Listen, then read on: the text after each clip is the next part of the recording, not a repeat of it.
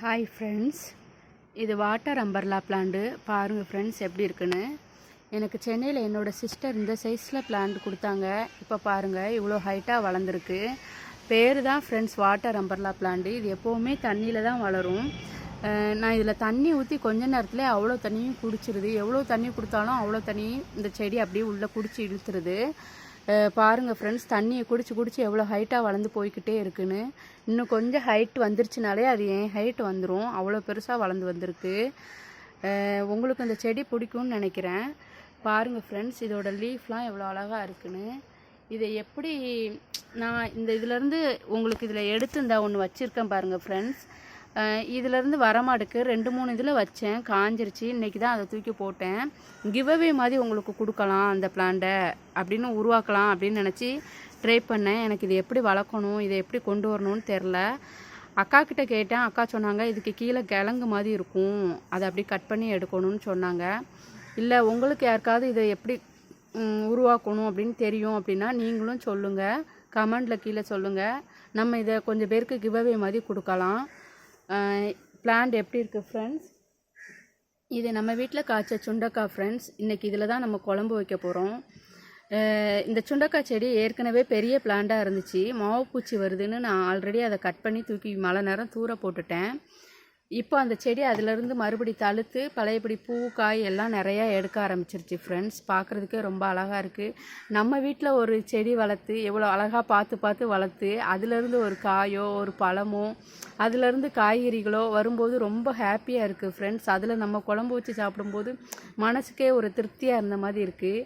Evening time ஆனாலே ஒரு 6 மணிக்கு பிறகு நம்ம வெளியில் வந்து உட்காந்துருந்தோன்னா கார்டனில் அவ்வளோ அழகாக இருக்கும். குயில் சத்தம், பறவைங்களோட சத்தம், நிறைய சிட்டுக்குருவிங்கெல்லாம் வந்து செடியில் வந்து விளாடுறது, பட்டர்ஃப்ளை பார்க்குறதுக்கே ரொம்ப அழகாக இருக்கும் ஃப்ரெண்ட்ஸ்.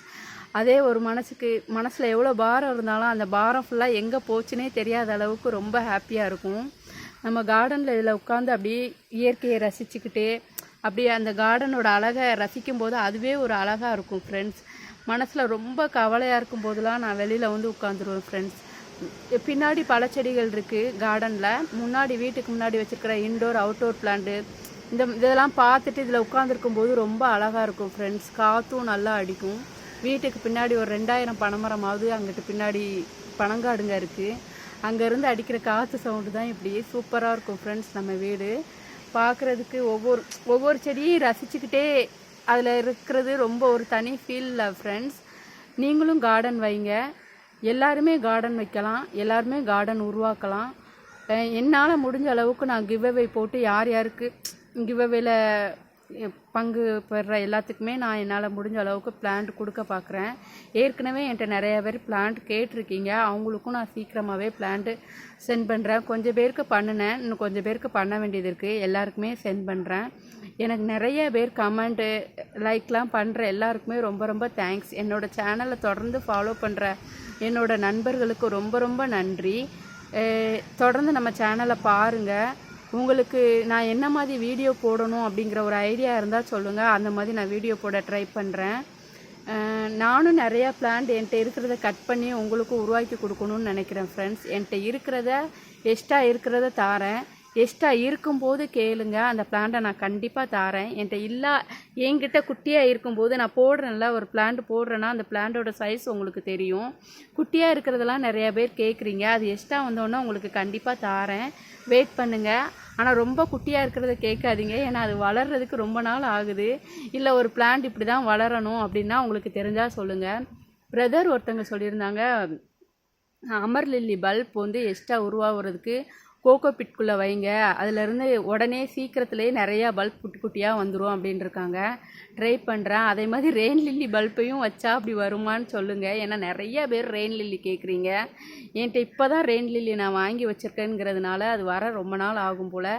அதையும் கோகோ பிட்குள்ளே வச்சா நிறையா பல்ப் வரும்னா சொல்லுங்கள். அந்த மாதிரி வச்சு ட்ரை பண்ணி பார்க்கலாம். எல்லோரும் நம்ம சப்ஸ்கிரைபர் எல்லாருக்குமே கொடுக்கணும், எல்லா பிளான்ட்டுமே கொடுக்கணுங்கிறது தான் என்னோடய ஆசை.